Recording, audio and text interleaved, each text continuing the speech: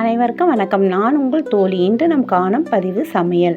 ஒரு புதுவிதமான ஹெல்த்தியான பீட்ரூட் ஆலு சப்பாத்தி எப்படி செய்யலாம் என்று பார்ப்போம் வாங்க. ஒரு பீட்ரூட் நறுக்கி மிக்ஸி ஜாரில் போட்டு அரைத்து எடுத்து பேஸ்ட் கொள்ளுங்க. ஒரு பாத்திரத்தில் 2 கப் கோதுமை மாவு சேர்த்து பீட்ரூட் பேஸ்ட்டு தேவையான அளவு உப்பு சேர்த்து பிசைந்து வைத்துக்குங்க. பிறகு ஒரு பவுலில் வேகவிட்ட 2 உருளை மசித்து தேவையான அளவு உப்பு, மிளகாய்த்தூள் 1/2 டீஸ்பூன், கரம் மசாலா 1/2 டீஸ்பூன் சேர்த்துக்குங்க. மல்லியும் 1/2 வெங்காயமும் பொடியாக நறுக்கி சேர்த்துக்குங்க.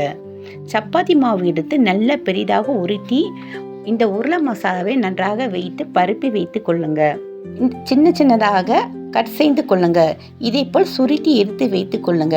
கையில் ஒரு அழுத்தி தோசைக்கல்லில் வைத்து ஸ்லோ ஃப்ளேமில் வைத்து எண்ணெய் அல்லது நெய் விட்டு திருப்பி போட்டு வெந்த பிறகு எடுத்துக்குங்க. இந்த சப்பாத்திக்கு தயிர் பச்சடி ரொம்ப பொருத்தமாக இருக்கும். 1 கப் தயிருக்கு தேவையான உப்பு, கேரட் துருவல், வெங்காயம், மல்லி பொடியாக நறுக்கி சேர்த்துக்குங்க.